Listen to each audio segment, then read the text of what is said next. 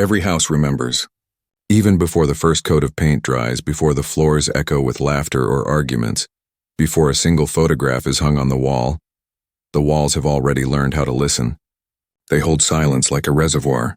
They carry every breath, every step, every cry that enters their frame. A house is never only wood, brick, and stone. It is also a container for everything that happens inside it, and for everything that happened on the ground it stands upon. Some believe this is only imagination, a kind of projection from people desperate to find patterns in shadows.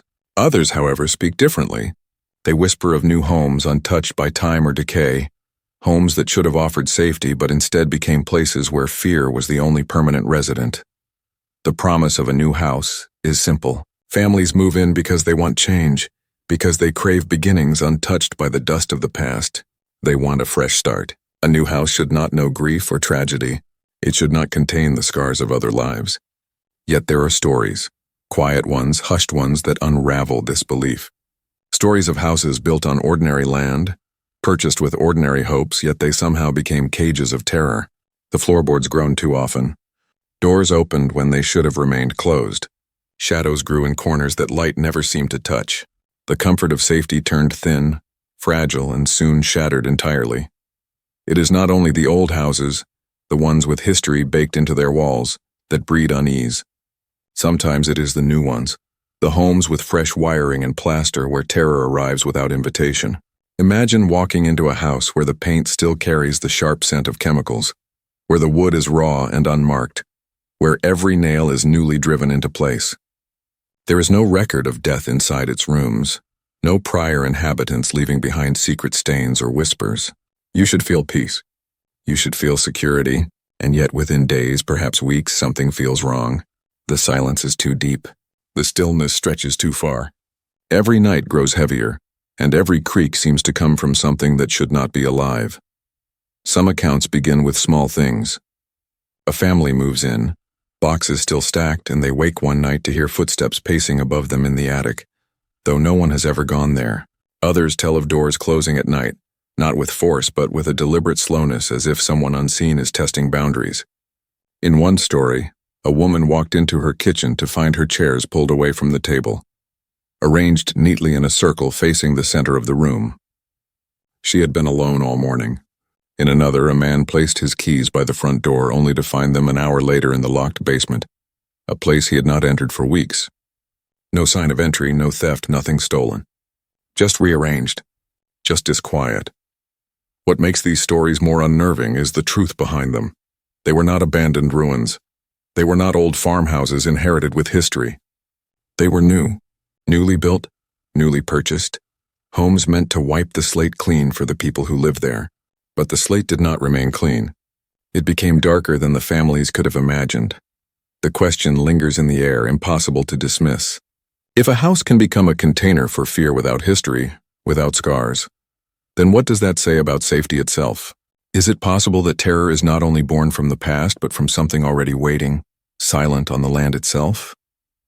Or worse, that some houses are born wrong, like a body with a heart that beats out of rhythm, a structure that holds emptiness in a way that is not empty at all. The stories told tonight are not legends whispered across centuries. They are not folk tales buried in forgotten towns.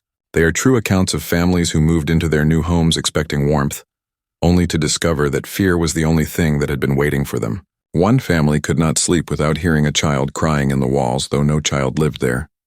Another found that every time they locked their door at night, it was standing open by morning. Another, perhaps most unsettling of all, found that their house seemed to be learning their routines, anticipating their movements as if it was not only shelter but a presence. You will hear 3 of these accounts. You will see how quickly safety can twist into dread, how walls meant to keep danger out can instead trap it inside. Each story comes from different lives, different years, different places, but they all share one question that cannot be erased. What happens when the one place you trust most, the place you are told will protect you, instead begins to study you? What happens when you realize that the house you chose, the house you dreamed of, may never have been yours at all? Some say a house is only wood and stone. Others say every house has a memory. Tonight, listen closely and ask yourself this. When you close your door at night, when the silence thickens and you feel the weight of the dark pressing against your windows, How can you be sure that nothing is listening? Because sometimes the most unnerving stories do not come from places forgotten. They come from the homes we build fresh, the homes we believe are safe. And if new houses can carry terror within them, then perhaps there is no such thing as safety. It was the kind of purchase people dream about. A new house recently finished, waiting with its clean walls and empty rooms for a family to bring it to life. The land it stood upon was quiet and unremarkable, a stretch of earth between an old county road and a scattering of trees that grew thin toward the horizon. To the people who drove past, the house looked like a promise, solid, modest, and bright against the landscape. It carried none of the burdens that old homes so often bore. There were no whispered histories, no deaths in the rooms, no secrets hidden beneath peeling wallpaper. It was untouched. And yet, from the very beginning, something about it seemed unwilling to remain blank. The family who moved in had no reason to doubt it. They had been searching for a place where they could start over, a place where the past could not follow them. The mother hoped the children would grow up without fear, without the weight of arguments that had filled their previous apartment. The father believed that moving to the edge of town would bring quiet, space, and the kind of stillness that could only heal. Their two children, both young enough to carry curiosity like a second skin, wandered through the halls on the first day with wide eyes and laughter that bounced off bare drywall. They did not know what silence meant yet. They did not know how silence can sometimes feel like something more than the absence of sound. Neighbors, few and far between, were polite but distant. They offered smiles, gestures of welcome, but there was something careful in their words. No one warned them, yet no one celebrated the house either. They simply nodded, as though they had seen this before, as though they had grown used to the strange unease that clung to that piece of land. The family ignored it, telling themselves it was only small-town suspicion, the kind of guarded reserve strangers often encounter. Still, in the quiet hours of evening, when the father sat at the new kitchen table and looked out across the yard, he noticed the way the tree line seemed to press too closely. The air hung heavy there, as if something unspoken waited beyond the branches. The house itself was ordinary in every sense. 2 floors, pale siding, unfinished basement with concrete walls that smelled faintly of dust. A narrow hallway ran between the bedrooms upstairs, each door identical, each frame sharp and new. The stairway creaked only faintly, the kind of natural sound that new wood makes as it settles. The garage was empty except for their boxes. The living room echoed when they spoke too loudly, until furniture slowly filled the space. Nothing about it carried the weight of history, and yet almost immediately there was a difference in how it felt. It began subtly, not in the form of voices or shapes, but in the heaviness that settled on them as the days passed. The mother noticed it first when she tried to sleep. The nights were too still. She had lived in the city all her life, where sound never fully stopped. Cars in the distance, footsteps in the hall, sirens that cut through the dark. Here silence pressed against her like a weight. It was so complete that it made her wake in the small hours, heart racing because she thought she had heard something. But there was nothing, and that nothing was worse than sound. The children felt it differently. They began avoiding the upstairs hallway, preferring to sleep together in one room rather than across from one another. They gave no reason. When asked, they shrugged and said it was easier this way, but when the mother checked on them late at night, she noticed how their eyes lingered on the dark hallway as if expecting something to move there. Their beds side by side seemed less like comfort and more like defense. The father dismissed it as nerves, as the tension of change. He told himself a family needs time to settle, but even he could not ignore the way the house seemed to wait for them. There were times, sitting alone in the living room, when he caught himself glancing at the empty staircase, certain that someone would appear at the top. He told himself it was imagination. Still, he found excuses to stay awake longer, the glow of the television filling the room long past midnight. Outside, the property was plain, but the land felt strange. The soil near the tree line was darker, almost black in places, and nothing grew there except weeds that bent low and refused to straighten. The children played in the yard but never crossed into the shadow of those trees. They said it was too quiet there. The mother once followed them to see, and she agreed, though she could not explain why. The stillness beneath the branches felt like something held its breath. The house should have been a blessing. It should have been safety. But from the beginning it carried a silence that no one could quite explain. It was not the silence of peace nor the silence of isolation. It was the silence of expectation, as if the house had been waiting long before they arrived. Waiting for them to fill it, waiting for something else to begin, and the longer they lived there, the more that silence seemed to grow teeth. At first they ignored it. They spoke of furniture, of work, of school. They painted the walls, hung curtains, planted flowers by the porch. They told themselves that life would eventually smooth the edges of unease. But unease is not something that leaves on command. It waits. It grows quietly in the corners of rooms, in the space between footsteps, in the way shadows lean across the floor at dusk. They did not know it yet, but the house was already learning their movements. It was already pressing against them, shaping itself around their fears. And in that silence, in that newness that should have promised peace, something began to stir.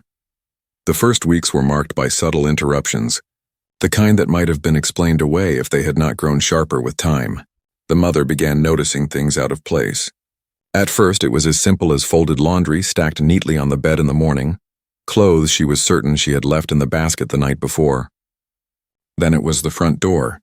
She would lock it before going to sleep, checking it twice out of habit, but more than once she woke in the morning to find it standing open. There were no signs of forced entry, nothing missing, and no footprints in the dew outside. It was only the door, gaping like a mouth that had been forced to speak during the night. The father dismissed it as forgetfulness. He told her she must have imagined locking it. That stress made her mind play tricks. But even he grew pale when one night he stood beside her, turned the lock himself, and in the morning found the door hanging wide again. He said nothing at first, only pushed it closed with a strength that betrayed his nerves, but his silence was enough to confirm her fear. The house was not empty when they slept. Something was moving while they dreamed. The children noticed it differently. They began to whisper to one another at night, their voices low, as though speaking too loudly might draw something closer.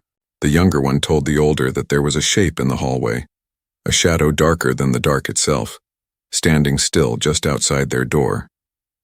The older child said nothing in response, but the next night they pushed their bed closer to the door, as if to form a barrier. When the mother asked why, they said it was only for comfort.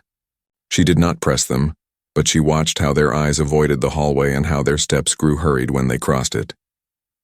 The noises began soon after. At first they were indistinct, a dull thud in the attic, a scrape along the floor of the basement. Sounds could be explained. Wood settling, pipes cooling, the natural language of a house adjusting to the weather. But then came the pacing, slow, measured footsteps moving across the upstairs hallway when the family sat downstairs. The father once climbed the stairs at the sound, ready to catch one of the children wandering.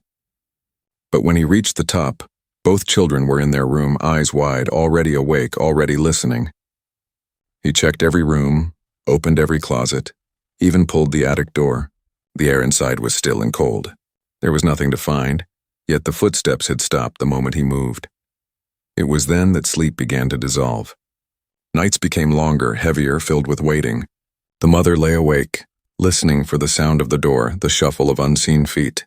The father kept the television running late, its glow a small defiance against whatever lingered upstairs. The children whispered to one another until their voices grew thin with exhaustion. It was no longer a matter of settling into the house. It was as though the house was settling into them. Objects began to shift. The chairs in the dining room were not where they had been left. The mother set the table for breakfast one morning, only to return and find every chair pulled out, angled toward the center of the room. She thought the children had played a game, but their frightened denial cut too deep to ignore. Another time, the father left his keys by the door before heading to bed.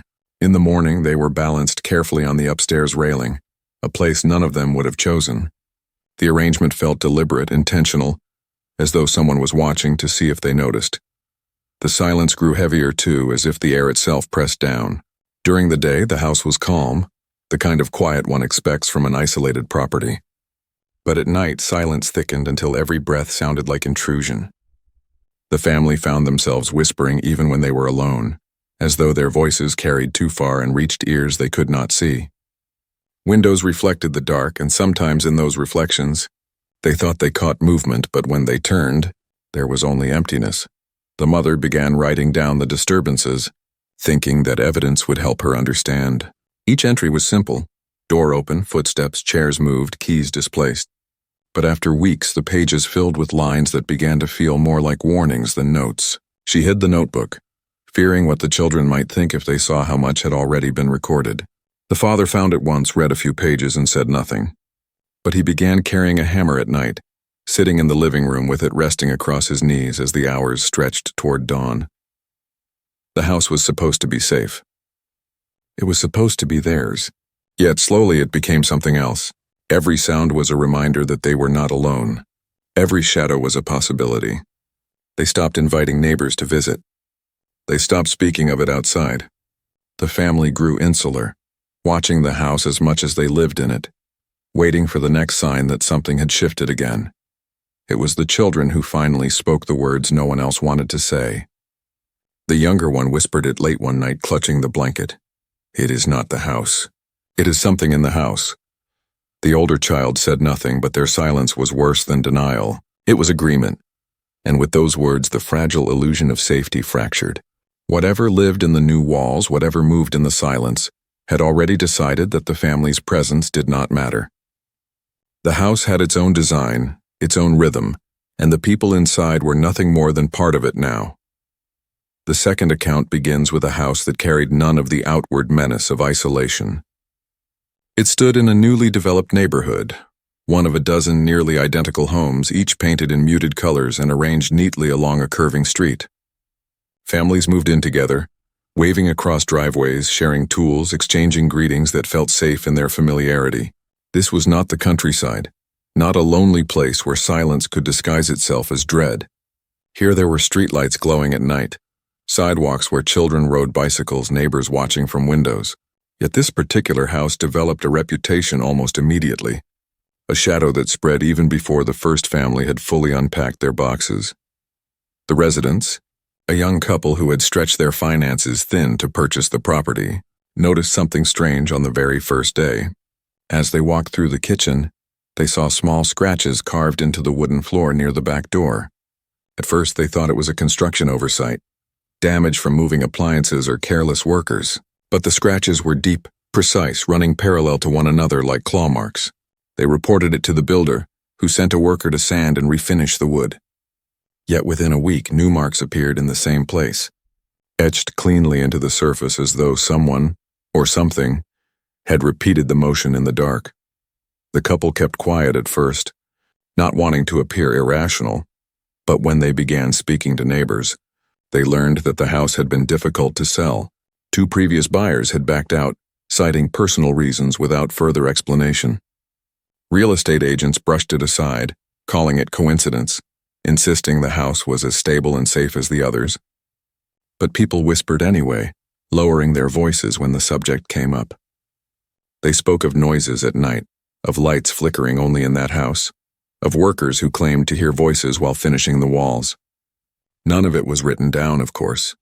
The official documents contained nothing unusual. Yet stories have their own way of surviving even when paper remains blank. Reports began surfacing in local forums and late-night conversations. One man who had worked on installing the basement flooring swore he had found a small box buried beneath the foundation, its wood dark with rot.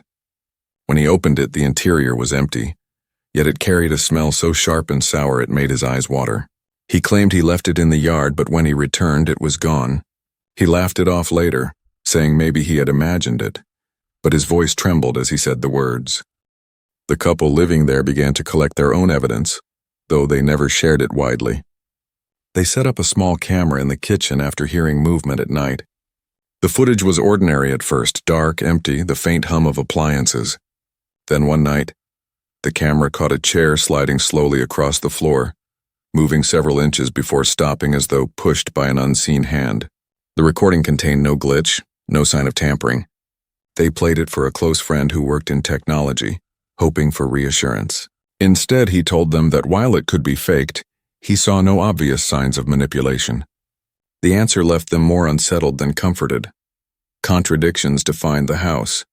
Electricians were called to examine the wiring after lights flickered violently, yet no faults were found. A pest inspector was brought in after scratching sounds were heard in the walls, yet no nests, droppings, or animals appeared. At night, the couple claimed they could hear someone walking across the second floor, even when both of them sat together in the living room. Once they ran upstairs, certain an intruder had broken in, but every window was locked from the inside and every door was secure.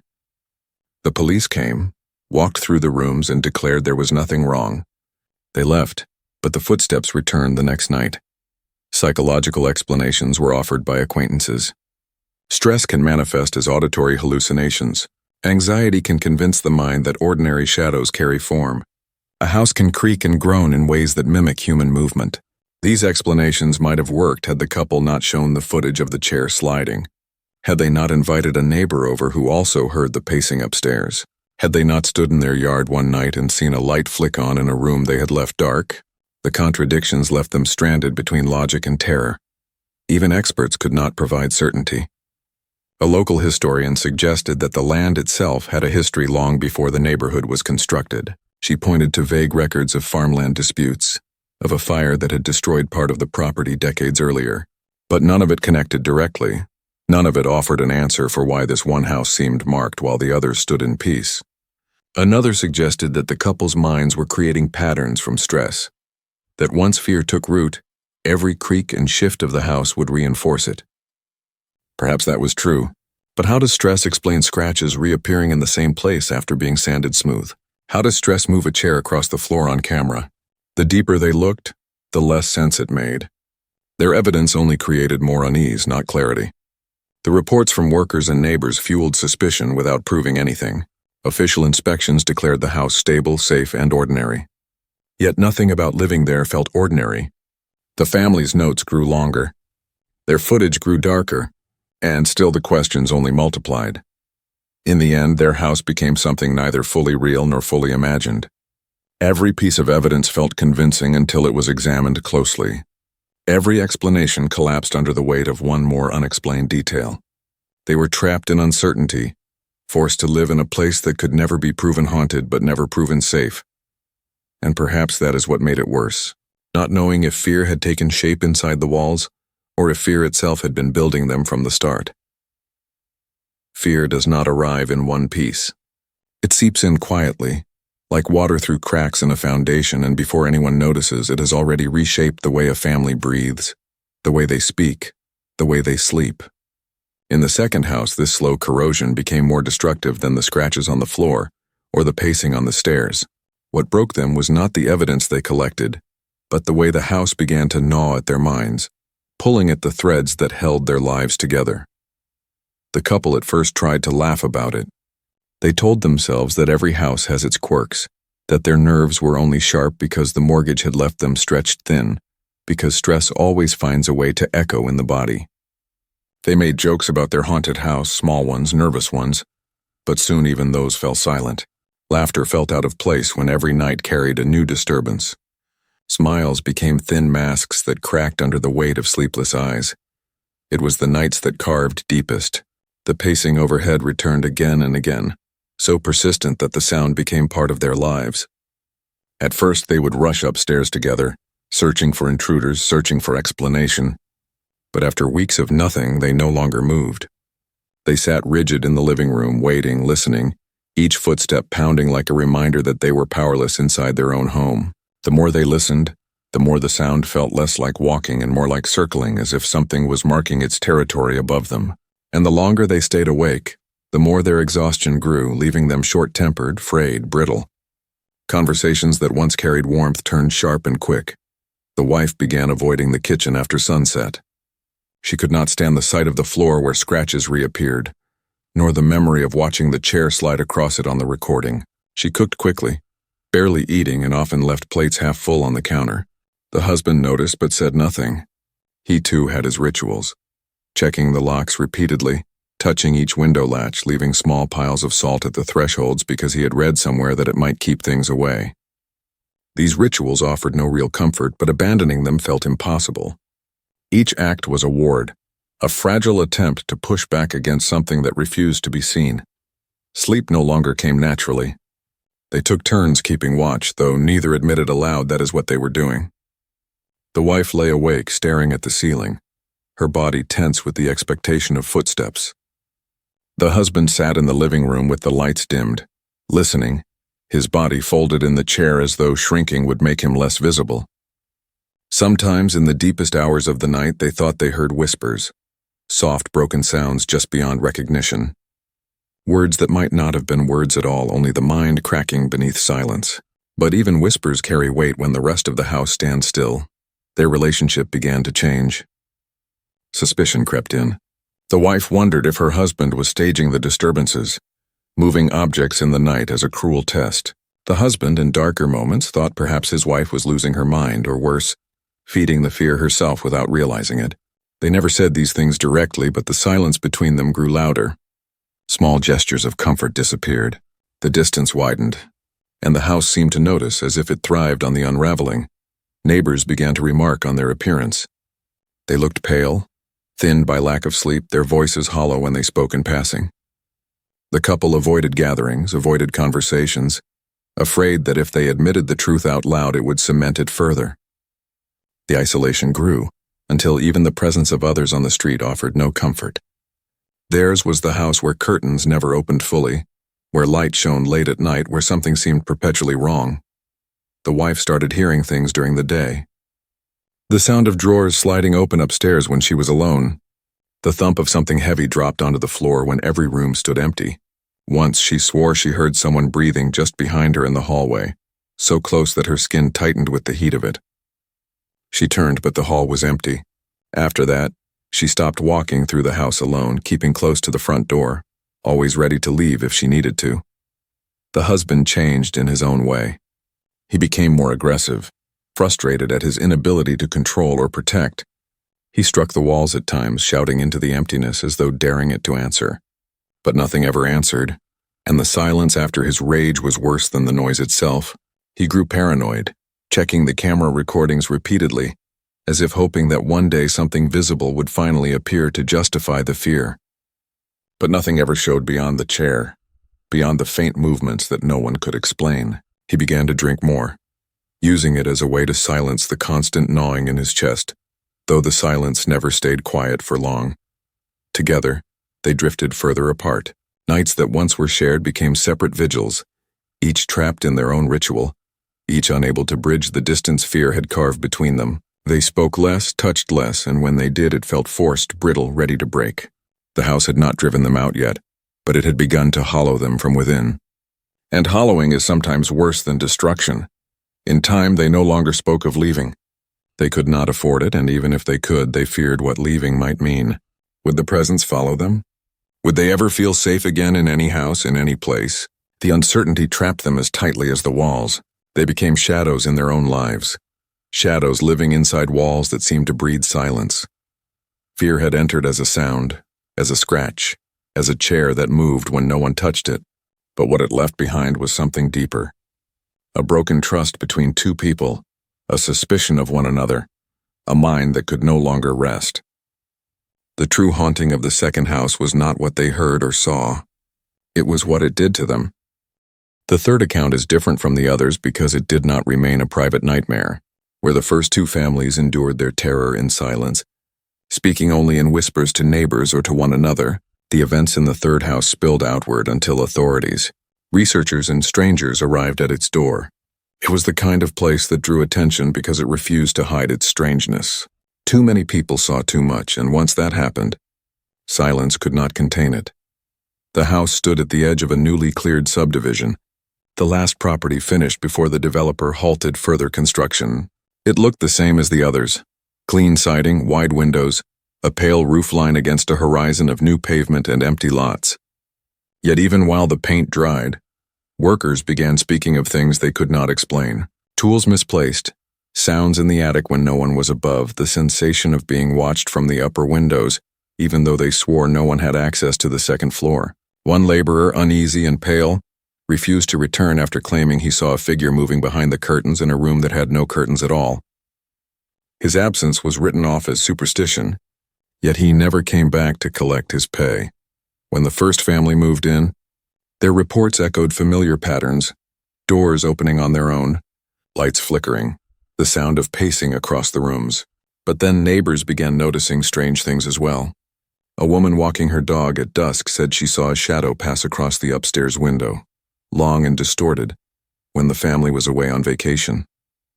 A delivery driver reported hearing someone calling faintly from inside, a voice he could not make out though the house was locked and empty. Small reports grew into a murmur, and soon the family no longer felt alone in their unease. The community itself had begun to watch the house, unsettled by its presence. The family eventually contacted local authorities after one night in particular. They had been woken by what sounded like every door in the house slamming at once, a thunder that shook the walls. The police arrived, walked through the property, and found no signs of entry. Yet 2 officers admitted later, in private conversation, that the air inside felt unusually heavy, as if the rooms themselves were pressing down. Their official report mentioned only noise disturbance, but their silence outside the record carried its own weight. This drew investigators of a different kind. A local paranormal group, drawn by the reports circulating through the community, requested permission to set up equipment inside. They placed audio recorders, cameras, motion sensors. What they captured was not spectacular, but it was enough to unsettle. Recordings of whispers, faint but consistent, voices too low to identify, threaded through empty rooms. Cameras showed doors swinging open without visible cause. A motion sensor in the basement triggered repeatedly during the night, though no one had gone below. For believers, it was proof. For skeptics, it was evidence of nothing more than malfunction, imagination, or manipulation. But either way, the house had crossed into wider awareness. It had become a subject no longer only a shelter. Historians were drawn to the case as well, sifting through the land's past. The subdivision had been farmland for generations, yet records revealed disputes, unexplained deaths, and one particularly grim entry. A small, unmarked cemetery once stood within a few acres of the site. Its graves moved during road expansion decades earlier. The stones had been removed, but no records confirmed that every body had been relocated. Some suggested that the house had been built directly over ground that was never truly empty. Others argued that history mattered little, that disturbances came not from the past but from the architecture itself, the way a house could be constructed with hidden flaws that bred unease. Theories multiplied. One held that the haunting was tied to land and memory, that the house served as a vessel for unfinished stories buried beneath its foundation. Those who believed this spoke of restless spirits, bound not to the house but to the soil itself, drawn upward into whatever walls were built upon it. Another theory leaned on psychology. Perhaps the first family, already stressed by moving, projected fear into their surroundings. Fear is contagious. It spreads through gestures, words, subtle cues. If one member of a family becomes convinced the house is wrong, others follow, building a collective paranoia that shapes the perception of every sound, every shadow. In this view, the house was not haunted. It was only a mirror reflecting human vulnerability. But a third possibility lingered, darker and less easy to dismiss. Some suggested that the house itself was flawed, not in its structure but in its essence, that from the moment it was built, something in its design allowed silence to thicken, allowed emptiness to move. Not a haunting in the traditional sense, but a wrongness born with it, a house that was never safe, never empty, because it did not need the past to become malignant. No conclusion satisfied everyone. Official investigations produced nothing beyond vague reports. Paranormal recordings were too easily disputed. Psychological explanations answered some questions but left others untouched. And still the house remained. Empty now after the family left, but not forgotten. Neighbors avoided walking too close at night. Children dared one another to touch the front steps but never lingered. Realtors spoke of renovations, of new buyers, but the house sat silent, watching as if waiting. And perhaps that is the most unsettling theory of all, that the house does not need resolution. It does not need belief. It only needs time. Time to watch, time to wait, time until another family crosses its threshold, bringing with them the fragile hope of safety. There is something unspoken that threads through each of these accounts, something that cannot be measured by police reports, video evidence, or whispered testimony. It is the realization that safety is never guaranteed. Even in the places we believe are untouched, even in the structures that stand gleaming and new, a house is supposed to protect, to divide the outside from the inside, to give shape to lives in search of permanence. But these stories show that protection is fragile, and permanence is only a thin illusion. What happens when the walls themselves cannot be trusted? What happens when the place that should hold you becomes the very thing that consumes you? The first family wanted peace. They believed that a new house on quiet land would heal them, would erase the fractures of the life they had left behind. But silence does not heal. Silence only reveals what waits beneath. And so they listened each night to the footsteps that belonged to no one, to the doors that refused to stay shut, to the whispers that rose out of empty air. Their house, bare and unmarked, became a cage of suspicion and sleeplessness, a place where children clung together because the hall outside their room felt like it was already claimed. They tried to live within it, to carry on, but every step reminded them that they were not the only ones moving inside those walls. The second family sought proof. They documented, they recorded, they tested the reality of their fear. They caught evidence in scratches that would not fade, in chairs that shifted on their own, in voices that slipped into recordings even when the rooms were empty. But proof did not save them. Proof became another weight, another reminder that they were powerless against what lingered. And so the house ate away at them, not through possession or violence, but through suspicion, mistrust, and exhaustion. It hollowed their lives until even love became brittle, until comfort dissolved into silence. In the end, the haunting was not in the scratches or the pacing. It was in what the house took from them: sleep, trust, intimacy, until they were only shadows surviving beneath its roof. The third house drew eyes from outside.